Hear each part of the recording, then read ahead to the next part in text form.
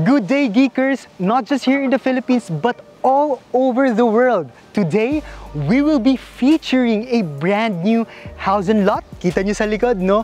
Only here in Pramana Residential Park, here in Santa Rosa City, Laguna. So bago natin pasukin yung bahay, in order for you to be familiarized in the area, this is strategically located very near Eton City SLEX exit.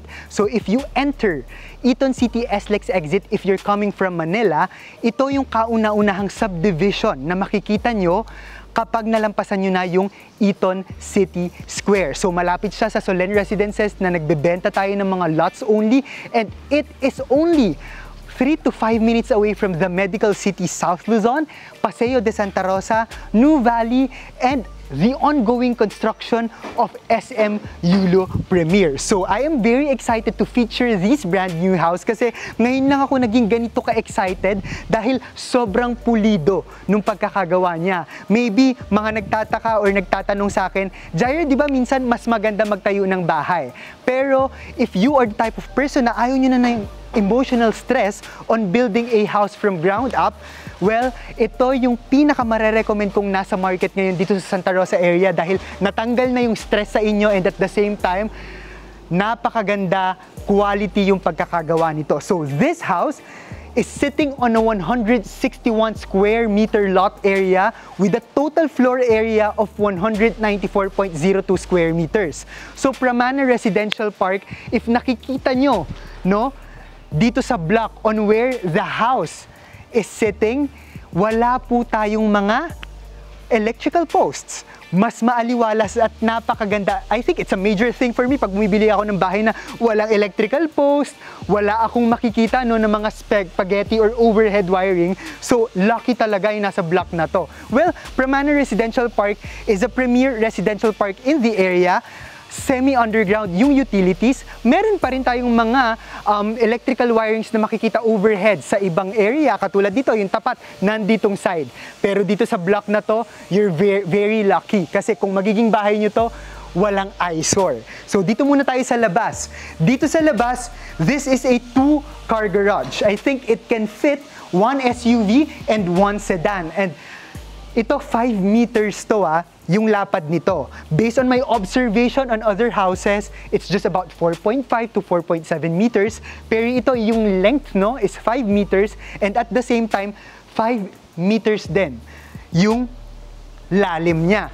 So, hindi siya tinipid, and at the same time, flat lang siya. So, hindi ka mahihirapang mag-park, no? It's not like sa ibang parking dito sa area na nakaganon talaga siya. So, ang maganda pa dito, ang lawak ng daan, bago sa property line mo, there is a pathway, no, for 3 lines. And at the same time, dahil meron lang tayong sinusunod na restrictions or design limitations ng subdivision, no, this is just a fake door, pero wala po talagang storage or hindi talaga ito mabubuksan papunta sa labas sa loob ng bahay. So at this side naman, we have this garden, no? Meron pa tayong excess area here. So I think this is about 2.5 to 3 meters. So, pero parang mga 2.5 meters siya.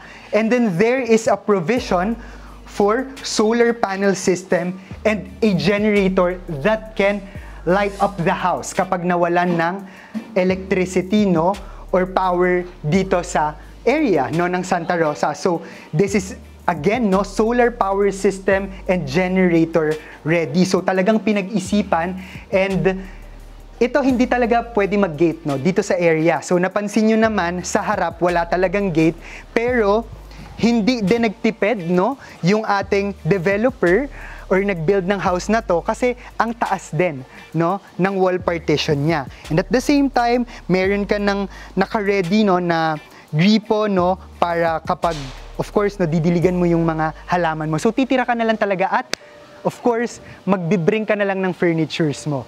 I know, excited na kayo? So tara, pasukin na natin siya.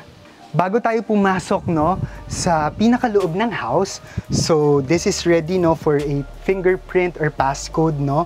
And then, we have our CCTV doorbell. So para siyang condo, no, and at the same time, makikita mo kung sino yung nagdo-doorbell. So tara, subukan natin. So we will just click it.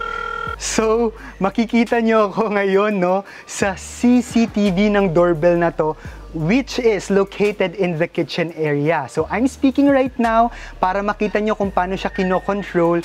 Dagdag safety and security if helper nyo lang yung naiwan dito or yung anak nyo lang or yung kasama nyo sa bahay dahil makikita agad nila kung sino yung nagdo-doorbell dito sa labas ng bahay.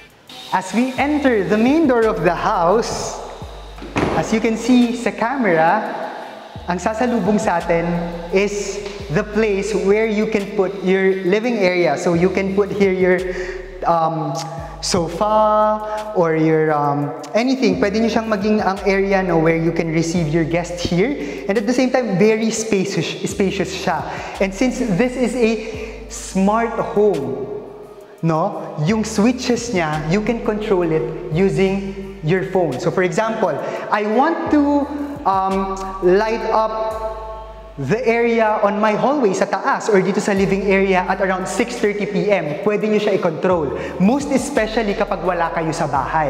So, kung nasa ibang lugar kayo and then you still want na makita ng neighbors nyo na kunwari may tao sa bahay, so papaandarin nyo lang siya using your phone. O kaya kapag nasa taas kayo, no, and then nasa bedroom na kayo and then you forgot, no, na i-turn on yung lights sa labas. So, you can just use your phone para ma-turn on yung lights sa labas without doing any effort of going down, no, sa bahay nyo dito sa area na to. So again, pwede nyo itong maging living area. What I like about this house is halos parang floor to ceiling height na yung window niya. Hindi siya madamot when it comes to natural lighting. Hindi siya madamot when it comes to natural air ventilation. Kasi ang lawak, no, ng area ng window at hindi lang ito sa side na to. Meron pa dito sa harap ng house. And then, as you can see, where you can put your dining table here, I think, kaya nga hanggang ano to 6 to 8 na seat na dining table. Kayang-kaya dahil maluwang talaga siya. And nandito yung iyong sliding door going sa labas ng bahay nyo, papunta dun sa harap ng garden nyo or dito sa solar power system or generator area. So, napakagaling kasi pinag-isipan talaga yung bahay na hindi siya magiging masikip tignan. Actually, it doesn't feel like it's just sitting on a 161 square meter lot. Dahil ang lawak niya sa loob, na-utilize siya at parang walang nasayang. And at the same time, meron ka ng split type aircon dito sa baba.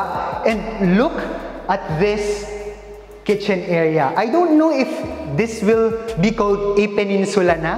No, I don't think na pwede pa natin itong gamitin kitchen island kasi nakaano na siya sa isang side. So correct me if I'm wrong, guys, no? But yeah, ang ganda ng pagkakagawa. You can like bake here, ready na siya, no? Yung induction nyo, Elba ang brand, no? Pati itong nag-aano ng usok, no? Elba na rin. And then nandito yung CCTV doorbell natin where you can also call someone or read a message. And of course, meron na tayong sink dito at hindi nyo na rin po problemahin yung ating mga overhead cabinet. So titira na lang talaga kayo, bibili na lang kayo ng furnitures nyo. But all the fixtures, lahat ng mga lightings nandito na.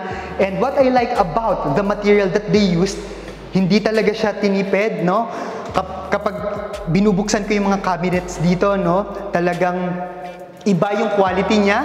Of course, the door handles and accessories, no, ang brand niya is Havel. So, yeah, lilipat ka na lang talaga dito and hindi ito yung usual na house and lot na nabibili mo sa developer na parang, ay, Zyra, parang tinipid, no, sa quality ng materials. Ito namang labas na to, so bago natin puntahan yung bedroom dito sa baba at saka yung powder room, dahil nasa kitchen area na tayo at katabi to ng kitchen, this can be our, of course, no, laundry area, and then pwede tayong mag-wash dito ng mga dishes natin, and open area lang to. So, ito nasa building code to pag magtatayo tayo ng bahay na kailangan meron tayong open area in which na-appreciate ko kasi yung iba nag-iiwan ng ganitong open space na sobrang liit lang or para lang sumagot sa building code. Pero ito, nagiging functional pa rin, no, yung itsura niya. And at the same time, nandito na yung maid's room.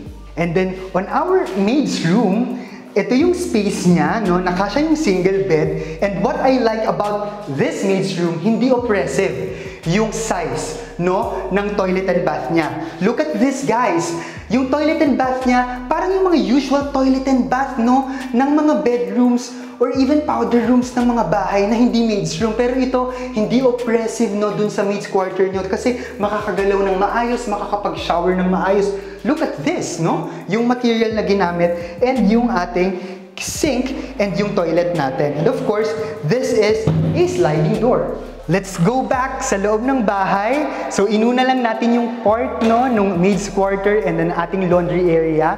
But, ang gusto ko din sa house na to, hindi ka na mamumroblema sa mga storage. Dahil bukod sa overhead cabinets dito sa peninsula, you have this storage na as big as this one. Ito yung ibaba ng ladder na pwede mong lagyan ng mga cleaning materials mo, vacuum, anything, no, na panglinis ng bahay.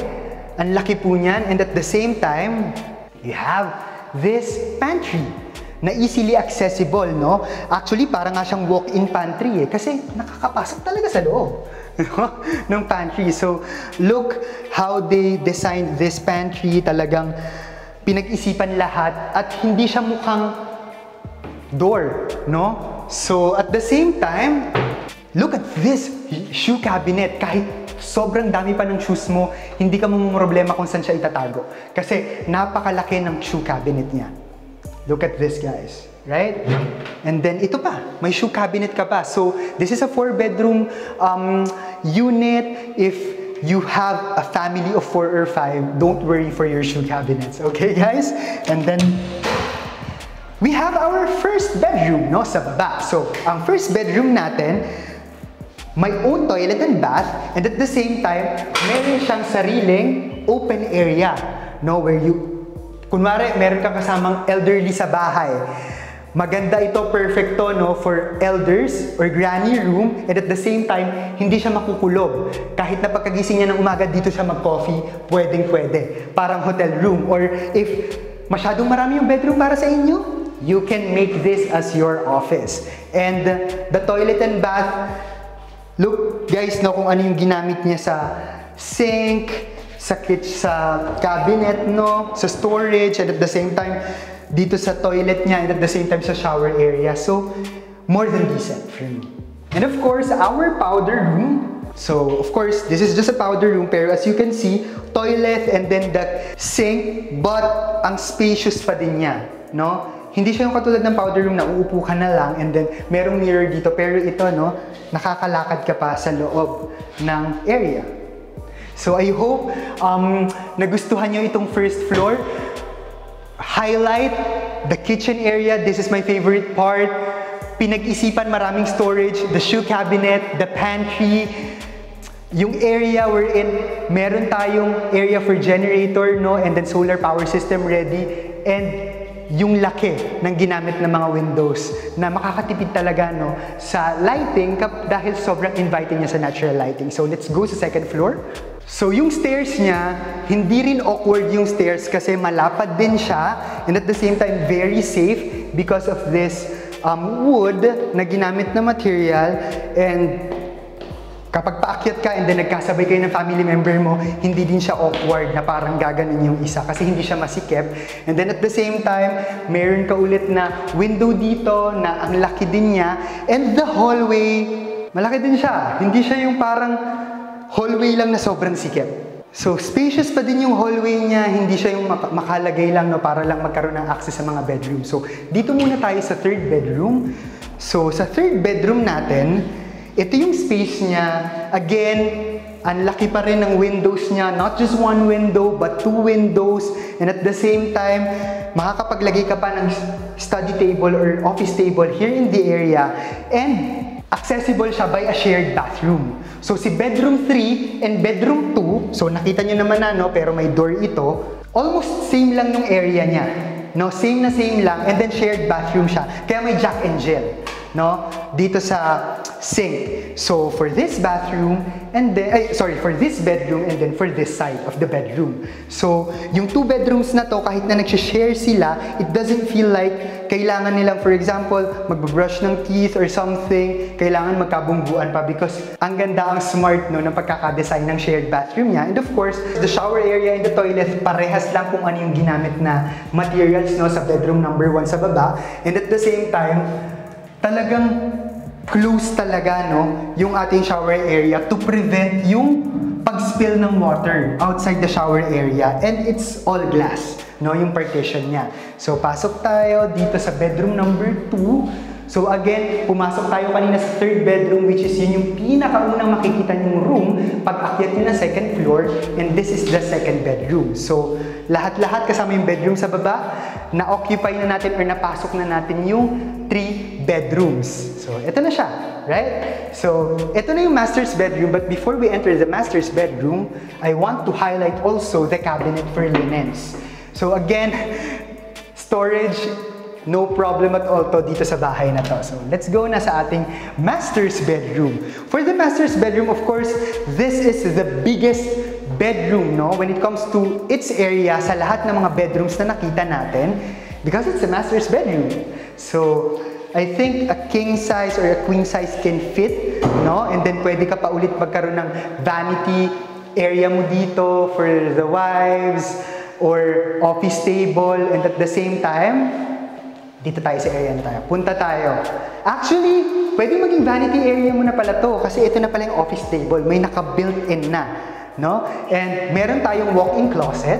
So, yung walk-in closet natin, again, hindi ulit tinipid sa cabinets. And then at the same time, we have our own balcony also. So, dito, yung balcony, no, na ma-access through the master's bedroom. So, honestly, no, medyo masikip siya, pero kasi ang intention nito is para masunod lang yung technically the restriction ng mga houses na tinatayo dito sa Pramana. Kasi modern Asian, bawal ang gate but very secure naman at kailangan may mga ganitong balcony. Pero I think pwede pa rin ha, kasi mahaba siya na maglagay ng small table or mini table and then chairs dito. You can have your coffee here, read your newspaper, and then hanggang dito nga eh.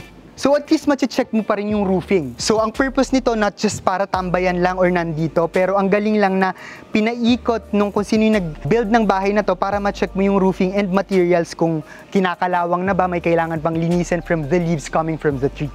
And this is the bathroom, no, sa master's bedroom. Of course, merong his and hers. And then, spacious talaga siya. Siya yung pinakamalaki din na area ng bathroom sa lahat ng bedrooms natin. And then, shower area, malaki din. The area ng toilet, no, spacious din. But what I like is, lahat, no, may bathroom access ng bedrooms. Which is, yung iba kasi, meron lang parang common toilet sa taas, nalalabas pa ng room. So, na-appreciate ko din na shared bathroom, yung bedroom number 1 and 2, pero it feels like meron pa rin silang sariling area kasi Jack and Jill naman eh, yung sink niya. And that's it, a 4-bedroom house and lot, newly built house and lot in Pramana Residential Community in Santa Rosa City, Laguna, inside Greenfield City. So, dito naman tayo sa labas ng neighborhood or sa neighborhood mo, no, sa labas ng bahay mo para ma-appreciate natin. Ito ang maganda pa dito sa bahay nyo. Malapit siya sa corridor, no, sa mga alley, no? Normal na tawag dito, alley. And iikot ako. Tignan nyo kung gaano kalawak yung alley. Para talaga siyang park. Kaya tinawag siyang residential park kasi it feels like you're really walking on a park, literally. napakadaming puno, napakalawak ng daan, napakadaming tree lines. It's also very good for a retirement home. And one thing, if you are an investor and you are very particular when it comes to market value in the future, ito pong Pramana ay katabi ng Trava. Now, Trava is the deluxe project or the high-end project as of the moment dito sa area. So, dahil katabi niya yon, madadamay din in the future yung pagbilis ng value appreciation dito sa Pramana. So, yeah, again, 4-bedroom yon, lahat may access sa bathroom, solar power system and generator system ready, smart home, you have your own CCTV video call or CCTV doorbell, no? Which is, I think, very important yon sa safety and security.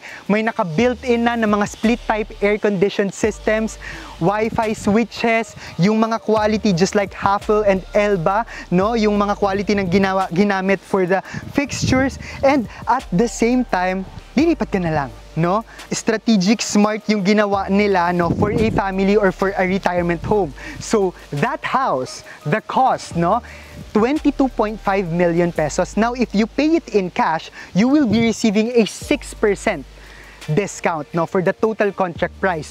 But ito ang maganda dito. Hindi siya katulad ng iba na nagbebenta ng bahay na cash lang ang term. Pwede kang mag-spot down payment at pwede kang mag-down payment for a total of 12 months. Again, para kang bumibili sa developer for a total of 12 months for the 20% of the total contract price, and then the 80%. Dito kayo ma-excite. You can loan it through RCBC. So, loanable po ito sa bank.